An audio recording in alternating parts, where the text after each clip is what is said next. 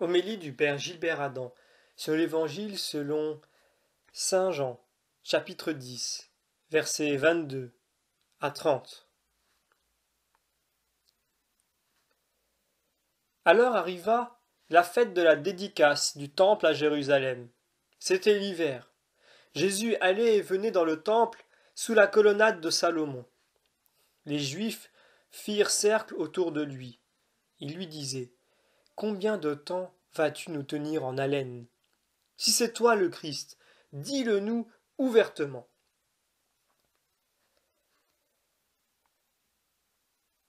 Seule la foi nous rend capable de reconnaître Jésus dans son mystère. Dieu veut que toute l'humanité croie et soit sauvée. Mais seuls les humbles et les pauvres sont capables d'accueillir ce don. Pour comprendre cette révélation, la connaissance du Père est nécessaire. Quand Pierre dit à Jésus: Tu es le Christ, le Fils du Dieu vivant, Jésus lui dit qu'il lui a fallu la grâce de Dieu. C'est un message d'espérance tellement important qui nous est donné quand les temps sont durs et que chacun de nous se retrouve avec son lot d'épreuves personnelles, familiales, ecclésiales. Ce qui donne la force de vivre en disciple de Jésus, c'est la certitude qu'il est vainqueur de ce qui nous oppresse. Il existe une connivence entre les brebis et le berger. La voix du berger parle. Dans l'orage du monde qui gronde autour de Jésus, l'enjeu sont les brebis du Christ. Devant la crédulité de ceux qui l'entourent, Jésus parle de ses œuvres. Son plus bel ouvrage sera sa passion, l'œuvre de son amour, en vue de tout rétablir dans la vie. Nous continuons la lecture de l'Évangile. Jésus leur répondit: Je vous l'ai dit, et vous ne croyez pas. Les œuvres que je fais, moi, au nom de mon Père, voilà ce qui me rend témoignage. Mais vous ne croyez pas, parce que vous n'êtes pas de mes brebis. Jésus connaît ses brebis, et ses brebis écoutent sa voix. La foi nous emmène à fréquenter Jésus dans la prière. Il nous emmène vers le Père. L'intimité avec Jésus est la vie éternelle, la connaissance du Père. Ceux qui se confient en lui sont gardés par la main du tout petit enfant Jésus, ou la main du crucifié qui garde les brebis que le Père lui a confiées. Dans le grand combat de l'incroyance, Jésus parle d'arrachement. Nous ne périrons pas, nous serons défendus. Notre berger est une main qui nous tient et qui nous protège. En se faisant homme, Jésus s'est apparenté à toute l'humanité en raison de sa venue dans notre chair humaine. Jésus livre un grand combat pour notre vie, à Jérusalem, avant d'être arrêté. La vraie sagesse consiste à se confier à lui.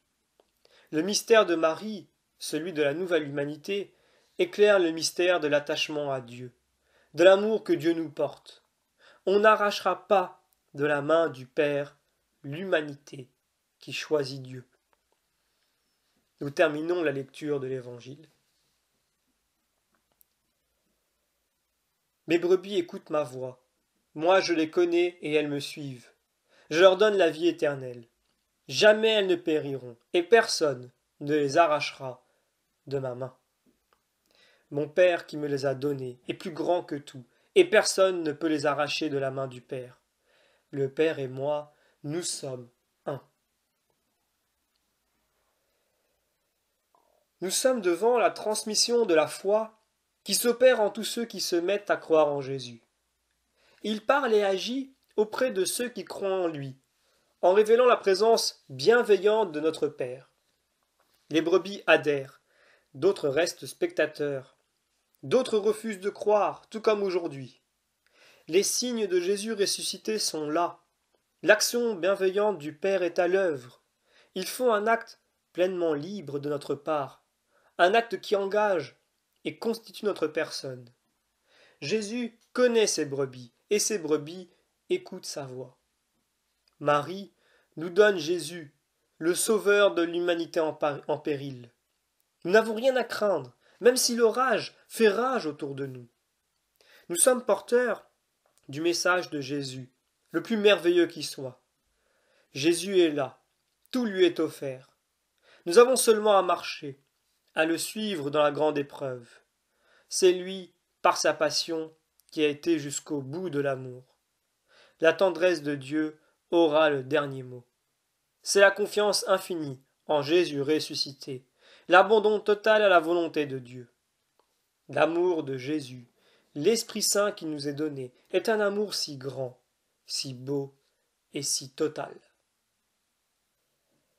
Demandons la grâce d'une grande foi pour tenir bon dans la grande détresse du monde.